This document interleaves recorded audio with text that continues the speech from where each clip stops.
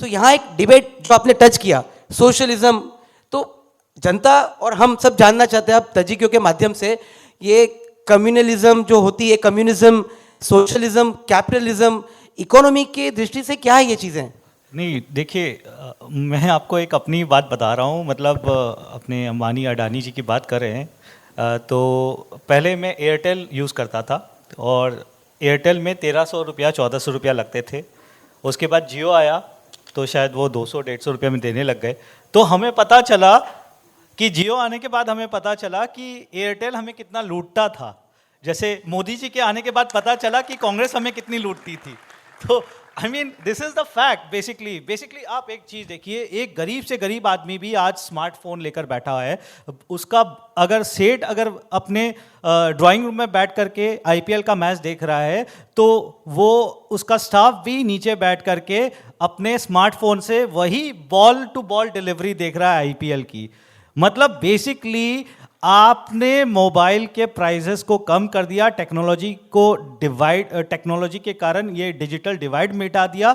अब सब आईपीएल देख पाते हैं, सब वो मूवी देख पाते हैं, सब नेटफ्लिक्स देख पाते हैं, सब यूट्यूब देख पाते हैं। तो ये डिफरेंस आया है लोगों के अंदर। और आप किसको हटाने की बात कर रहे हो? आप हमारे देश के कैपिटलिस्ट को हटा करके आप किसको लेकर आओगे? बाहर के कैपिटलिस्ट को लेकर आओगे? आप यहाँ के पोर्ट्स को हटाओगे और दुबई पोर्ट्स को लेकर आओगे? आप जियो को हटाओगे और वोडाफोन को लेकर आओगे? सो ये आपका लॉजिक है। अब मुझे लोगों ने बोला कि पता है अडानी ने एयरपोर्ट खरीद लिया है। भाई कौन सा एयरपोर्ट खरीद लिया है? मुंबई एयरपोर्ट खरीद लिया है। किससे खरीद लिया है? वो कोई बाहर की कंपनी थी, जीएमआर के साथ कंसोर्टियम था, उनसे खरीद लिया है। अच्छा, तो बाहर की कंपनी से खरीदा है ना? तो उसको बाहर की कंपनी को बेचा कौन था? बोले उसको तो कांग्रेस ने बेचा था 2008 में। So this is how the things, the perception is important. कि आपको आधी बात बताई जाती है कि यहाँ के इंडियन बिजनेसमैन ने इंडियन एसेट एक्वायर किया, ये नहीं बताया जाता कि वो एसेट को तो ऑलरेडी बेच दिया गया था, इन्होंने तो बाहर वालों से एक्वायर किया। सो आप एक एक चीज देखिए। मैं आपको बताता हूं, सिंपल चीज आप देखो। 17,000 पहले 2014 में 17,000 के ऊपर जो आदमी कमाता था उसको टैक्स देना पड़ता था। आज 62,000 रुपया जो आदमी महीने का कमाता है उसको टैक्स नहीं देना पड़ता है। इतना बड़ा अचीवमेंट है।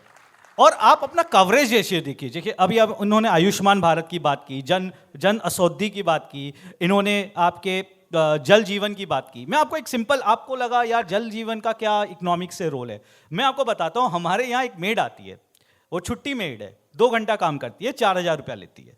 तो वो आती है आपके 10 बजे से 12 बजे के बीच में, और वो आती है और वो 10 बजे की, तो एक दिन वो अचानक से 8 बजे आने लग गई। मैं बोला क्या बात है, तुम 8 बजे क्यों आ रही हो, तुम्हारा तो टाइम 10 बजे।